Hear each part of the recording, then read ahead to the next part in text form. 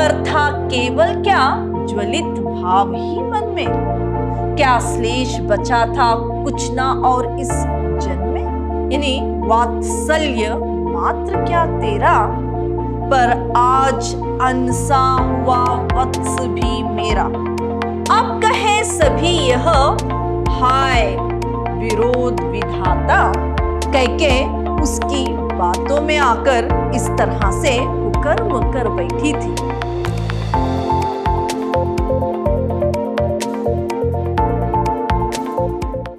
प्रणाम, मैं Rihanna yes, अति उत्तम विद्याश्रम की हिंदी प्रवक्ता। मेरे प्रिय विद्यार्थियों, मेरे थर्ड सेम के डिग्री के जितने भी बीकॉम, बीबीए, बीसीए के विद्यार्थी हैं, उनके लिए कह रही हूं, मैंने पिछली कक्षा में काव्य गंगा से जो मैथिली शरण गुप्त जी ने जो कविता को रचा है, जो महाकाव्य साकेत से ली गई है, धन्य है लाल की माई, इस कविता के बारे में मैंने जानकारी दी थी। आपकी कविता यानी कविता से पहले मैंने मैथिली शरण गुप्त जी का संक्षिप्त परिचय आपको करवाया था। साथ ही साथ इनकी जो कविता है धन्य है लाल की माई, इसके 8 स्टैंजास जो हैं उसके अर्थ को और उसमें आए हुए कठिन शब्दों के बारे में बताते हुए कविता के अर्थ को समझाया था। अब जो आगे के स्टैंजा है उसके बारे में मैं आपको जानकारी दूंगी। कल आपका पाठ जो कविता है उसमें यानी दशरथ से जब कैकेयी ने 2 वर मांगे, एक भरत को क्या है सिंहासन और श्री राम को वनवास, तो राम, सीता और लक्ष्मण क्या है वन चले जाते हैं। उस वक्त भरत अपने भाई को लाने के लिए जब वन जाते हैं, यहां पर दशरथ का देहांत हो जाता है और कैकेयी भी क्या है भरत से जब वो अन्नमनस हो जाता है भरत अपनी मां से, उसके बाद यहां पर कैकेयी भी अपने आप में पश्चाताप कर रही है। वो भी भरत के साथ श्री राम को लाने के लिए वन जाती है। उनके साथ अयोध्या नगरी की जो सभा है वो भी मशाल लेकर वन में जाती है। वहां पर क्या है श्री राम की ओर सभी की आंखें लगी है। श्री राम को भरत वापस जाने के लिए पूछ रहे हैं। श्री राम क्या है अपने भाई को समझा रहे हैं।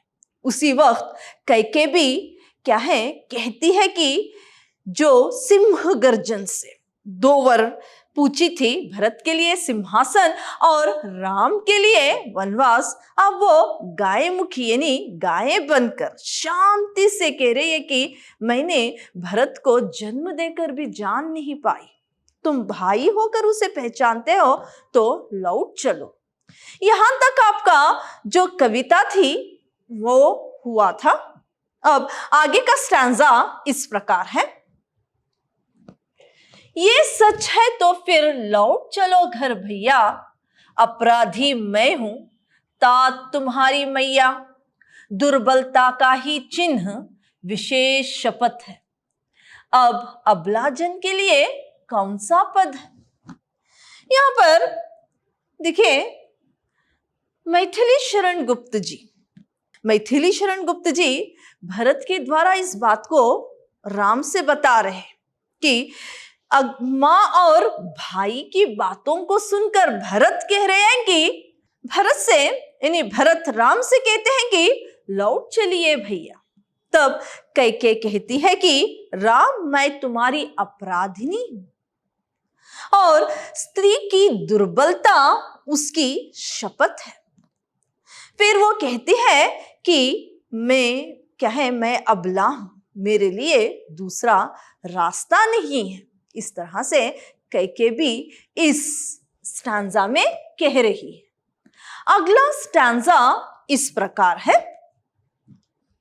यदि मैं उकसाई गई भरत से हूं तो पति समान ही स्वयं पुत्र भी खो, ठहरो मत रोको मुझे, कहो सो सुन लो, पाओ यदि इसमें सार उसे सब चुन लो। देखिए उकसाई का मतलब है, देखिए उकसाई का मतलब है उत्तेजित करना। मैथिली शरण गुप्त जी कैके द्वारा पश्चाताप कराते हुए कह रहे हैं, कैके द्वारा पश्चाताप कराते हुए कह रहे हैं कि मैं उकसाई गई थी, मुझे मंथरे ने यानी उकसाया था, उकसाई गई थी और भरत के प्रेम में, अपने पुत्र के प्रेम में क्या है, मैं स्वार्थी हो गई थी। भरत के प्रेम में स्वार्थी होकर मैंने ऐसा बड़ा पाप, ऐसे कुकर्म, बड़ा कुकर्म कर बैठी। फिर वो राम से कहती है कि लौट चलो श्री राम, लौट चलो राम, ठहरो मत, सुन लो। और वो कहती है कि जो मैं अभी बातें कर रही हूं उसमें से कुछ भी अच्छा लगे उसे चुन लो। इस तरह से श्री राम से कैके कहती है क्या है, अयोध्या नगरी को लौटने के लिए वो प्रायश्चित करते हुए राम को वन से अयोध्या नगरी ले जाने की इस स्टैंजा में बात कर रही है। अगला स्टैंजा इस प्रकार है, करके पहाड़ सा पाप मौन रह जाऊं, राई भर भी अनुपात न करने पाऊं, थी संशत्र साशी निशा ओस टपकाती, रोती थी नीरव सबा हृदय थपकाती। इस स्टैंजा में कैकी कह रही है कि वो पहाड़ जैसे पाप कर चुकी है, इतना बड़ा पाप करके राई पर भी वो क्या है, पश्चाताप ना करे। इस तरह से कहते हुए वो रोदन कर रही है, दुखित हो रही है, रो रही है, रोदन कर रही है उस चांदनी रात में जहां आकाश में तारे टिमटिमा रहे हैं और उसकी यानी ओस की बूंदें टपक रही है। ऐसे माहौल में जो सबा थी, अयोध्या नगरी की जो प्रजा थी, वो क्या है, हृदय पर हाथ थपकाते हुए वो भी रोदन कर रही है, यानी वो भी दुखित हो रही है। इस तरह से इस स्टैंजा का अर्थ है। अगला स्टैंजा इस प्रकार है, उल्कासी रानी दिशा दीप्त करती थी, सब में भय विस्मय और खेद भरती थी, क्या कर सकती थी मेरी मंथरा दासी, मेरा ही मन रहा सकाना निज विश्वासी। इस स्टैंजा में कैके बावली हो गई है, कैके पागलों की तरह हरकत कर रही है, चारों दिशा में देख रही है। फिर क्या है, जो उपस्थित प्रजा है कैके को देखकर भयभीत है और साथ ही साथ उसके लिए दुखी भी है।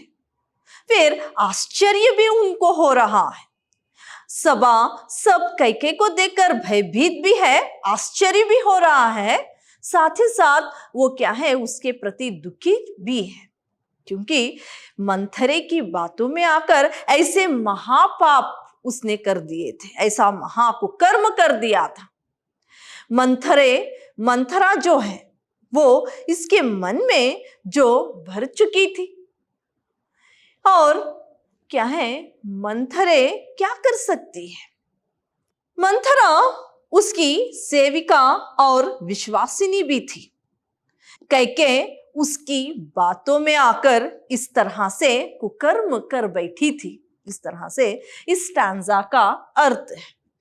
अगला स्टैंजा इस प्रकार है, जल पंजर गत अब अरे अधीर अभागे, वे ज्वलित भाव थे स्वयं तुझी में जागे, पर था केवल क्या ज्वलित भाव ही मन में, क्या श्लेष बचा था कुछ ना और इस जन्म में।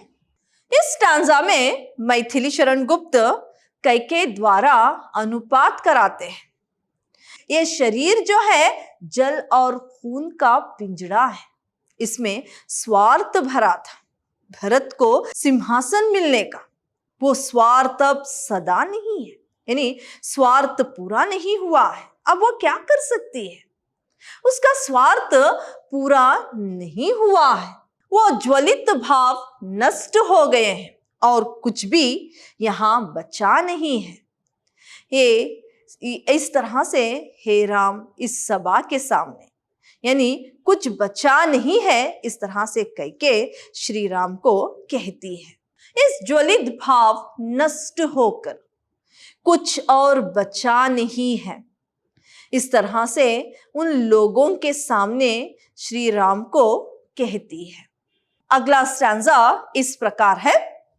कुछ मूल्य नहीं वात्सल्य मात्र क्या तेरा, पर आज अन्य सा हुआ वत्स भी मेरा। थूके मुझ पर त्रिलोक भले हो थूके, जो कोई जो कहे सके कहे क्यों चूके। इस स्टैंजा में मैथिली शरण गुप्त जी द्वारा कैके द्वारा पश्चाताप कराते हुए कह रहे हैं कि कुछ मेरे वात्सल्य का, मेरी ममता का कोई मूल्य नहीं है। और वो कह रही है कि मेरा बेटा यानी जो कैके का पुत्र भरत भी कैके से अन्य मनस हुआ है, उससे क्या है अब थोड़ा सा नाराज है, यानी उससे नाराज हो गया है। फिर वो कह रही है कि ऐसे कर्म करने से त्रिलोक भले ही उस पर थूके। हाँ, वो क्या है, वो बता रही कि हाँ, जो भी इस कैके की कहानी सुनेगा त्रिलोक भी उसे थूकने लगेगी, यानी उसे घृणा करने लगेगी। ये उसी घृणा की हकदार भी है। इस तरह से कैके अपने लिए कह रही है। इस स्टैंजा का यही भावार्थ है। अगला स्टैंजा इस प्रकार है। छीने ना मातृपद किंतु भरत का मुझसे, रे राम दुहाई करूं और क्या तुझसे। कहते आते थे यही अभी नरदेही, माता ना कुमाता पुत्र कुपुत्र भले ही। इस स्टैंजा में कैके श्री राम से विनती कर रही है कि वो क्या है, विनती करती है कि कैके से भरत की मां होने के अधिकार को ना छीने। उसने ये पाप करके, जो उसने ये पाप किया है, उससे उसके शरीर से प्राण चले गए हैं, सिर्फ उसका शरीर बाकी है। फिर वो कहती है कि हाँ, मां कभी कुमाता सिद्ध नहीं हुई है, हाँ, पुत्र कुपुत्र सिद्ध हुए हैं। इस तरह से इस स्टैंजा में कह रही है। अगला स्टैंजा इस प्रकार है। अब कहे सभी यह हाय विरोध विधाता, हे पुत्र पुत्र ही रहे कुमाता माता। बस मैंने इसका बाह्य मात्र ही देखा, दृढ़ हृदय न देखा, मृदुल गात्र ही देखा। इस स्टैंजा में कैके कह रही है, कैके यहां पर कह रही है कि उसने विधाता के विरुद्ध उसने इस तरह के कार्य किए हैं। माता विमाता बन गई, कुमाता यानी माता विमाता बन गई, लेकिन पुत्र पुत्र ही रहा।